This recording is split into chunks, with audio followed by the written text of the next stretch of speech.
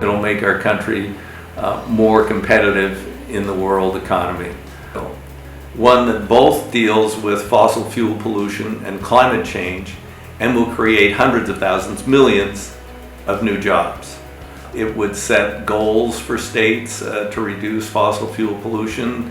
Automobiles, trucks, transportation generally is the largest single contributor to fossil fuel pollution in the United States of America.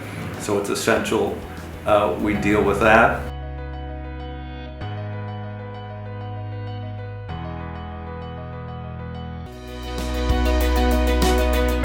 We've been woefully underinvesting and also not looking at transforming the system. Our transit systems in major urban areas have a $100 billion backlog to bring them up to state of good repair, and our small cities and rural areas have had little or no transit options available. We're laying the groundwork. This is just like in 1950s, we laid the groundwork for the National Highway System with the Eisenhower Bill.